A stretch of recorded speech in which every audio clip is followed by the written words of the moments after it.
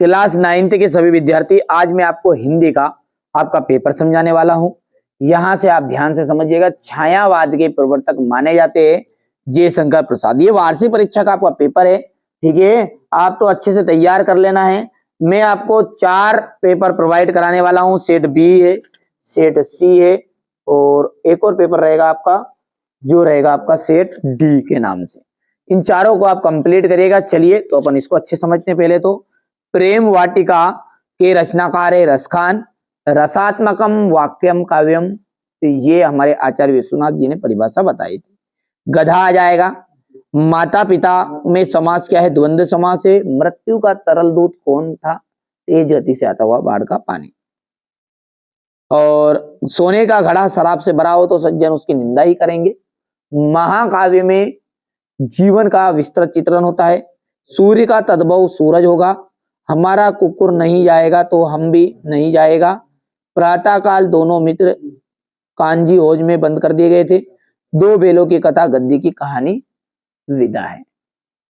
पंचवटी की बात करें तो पंचवटी है आपका खंड काव्य। 2 बेलों की कथा, ये क्या है हमारी? यह प्रेमचंद्र जी इनके कथाकार कहानी है, पर यहां पर ये प्रेमचंद्र के रचनाकार है। विद्यालय में कौन सी संधि पाई जाती है? देखिए, विद्यालय का यदि आप संधि विच्छेद करोगे ना तो विद्या धन आलय, और यहां पर जो संधि रहती है वो सूर्योदय, ठीक है। ये आपका विद्यालय है, पुस्तकालय है, इन सब में आपकी जो संधि रहती है वो रहती है दीर्घ संधि। पोतोहू की पहली संतान लड़की पर दादी, तो ये आपको हो जाएगा चौथा। कई अंकों वाली रचना, जिसमें एक से ज्यादा अंक रहता है ना, उसे कहते हैं अपन नाटक। और एक अंक वाली रचना को हम कहते हैं एकांकी। क्या कहते हैं भैया? जिसमें केवल, अच्छा, अंक का मतलब क्या होता है? एपिसोड बोलते हैं ना, बोलते हैं नाटक में। सुना पिछले एपिसोड में आपने ये देखा, चलिए एपिसोड नंबर 2 24 बोलते हैं, एपिसोड 1 एपिसोड 2। ये क्या है? आपकी नाटक में एपिसोड चलते हैं, ना कि एकांकी में। एकांकी में केवल एक ही अंक होता है। टोपी से ज्यादा कीमती जो होता है वो जूता होता है, तो यहां पर देख लीजिएगा आपका छठा आ जाएगा। नई कविता में खड़ी बोली में रचनाएं अधिक की गई है, बिल्कुल आपकी ये सत्य बात है। रस युक्त वाक्य ही काव्य है, ये कथन आचार्य विश्वनाथ का है, सत्य है। झूरी गया का साला था, बिल्कुल राइट बात है भैया। हिमालय दीर्घ संधि का उदाहरण है। हिमालय जो है, बिल्कुल अभी तो मैंने बताया था, पुस्तकालय हो गया, हिमालय हो गया, विद्यालय हो गया, तो ये सब क्या है? ये दीर्घ संधि के ही उदाहरण है।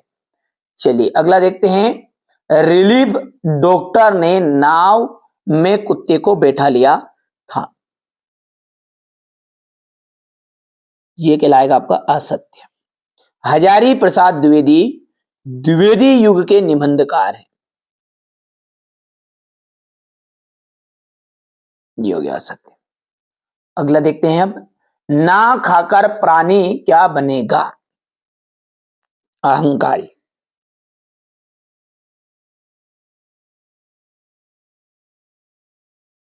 अब कौन सा?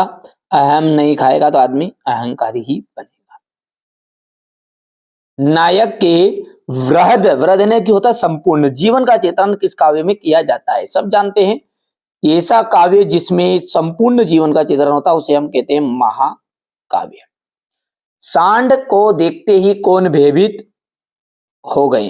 हीरा और मोती।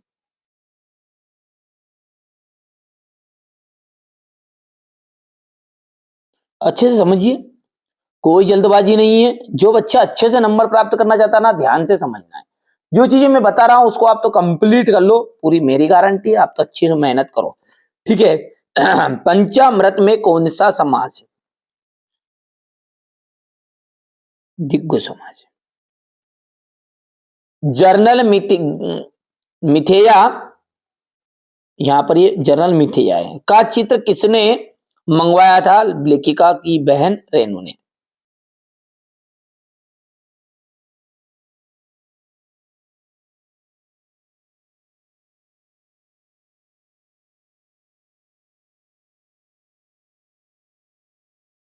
हजारी प्रसाद द्विवेदी किस युग के लेखक है? देखिए हजारी प्रसाद द्विवेदी जो है वो छायावाद के लेखक है। हो गया इतना। अब अगला प्रश्न देखते हैं, भक्ति काल को हिंदी साहित्य का स्वर्ण युग क्यों कहते हैं?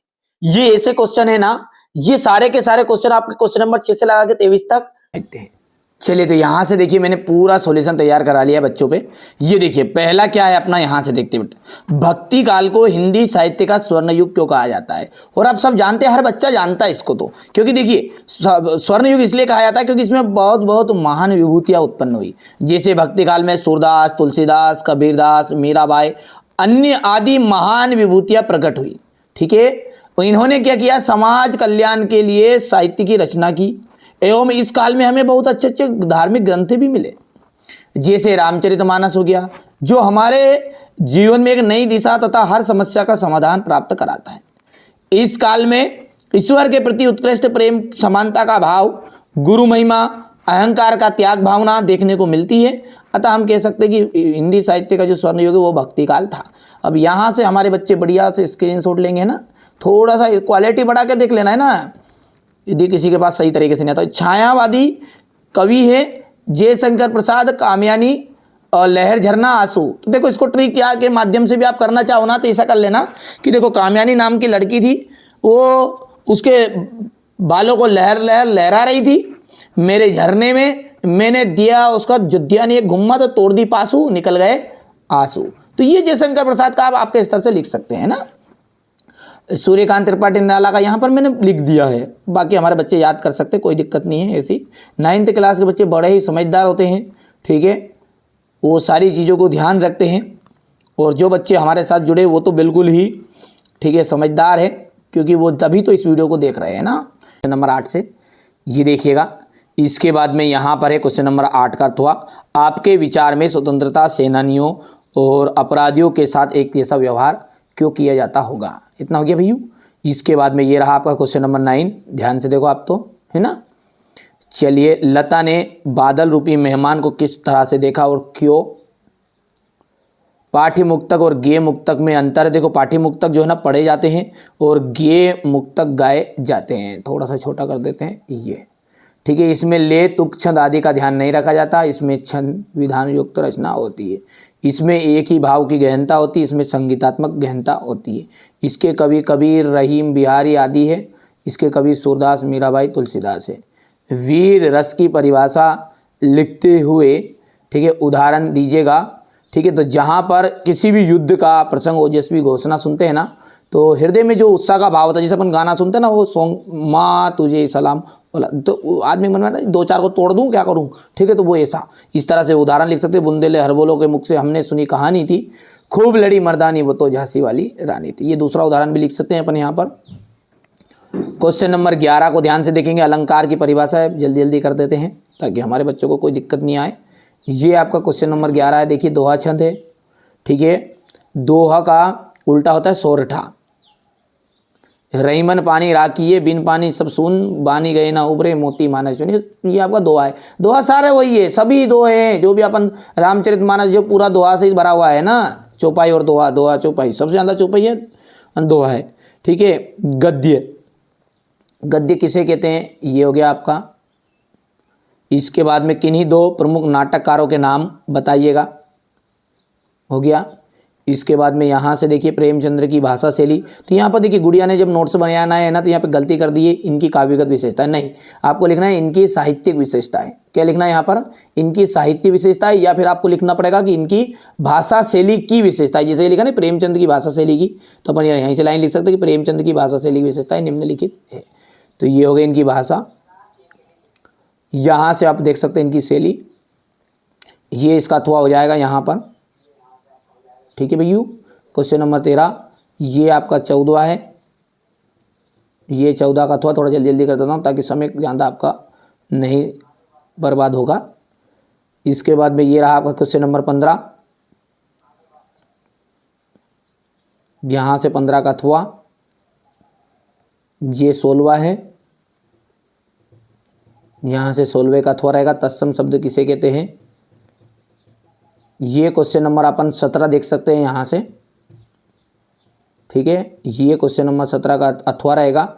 और क्वेश्चन नंबर जो 18 है इसको ध्यान से देखेंगे तो प्रेमी ढूंढत में फिरो, ये यहाँ पर है। प्रेमी ढूंढत में फिरो, प्रेमी न मिलियो कोई, प्रेमी से प्रेमी मिले तो सब विसमृत होए। तो ये यहाँ से अपना देख सकते हैं, ये हो गया, ये भावार्थ रहेगा अपना।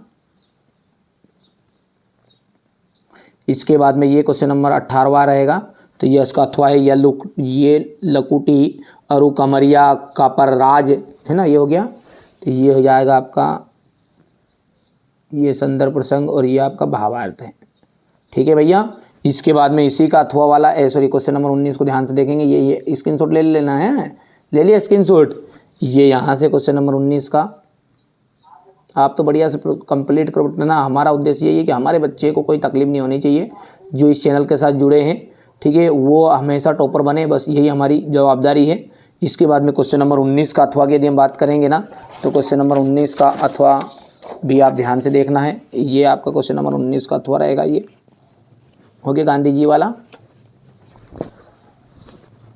ये यहाँ से ये व्याख्या है। ये क्वेश्चन नंबर 20 देख सकते हैं आप, संवाद है।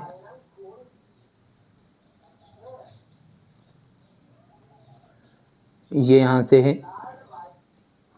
ये क्वेश्चन नंबर 21 है।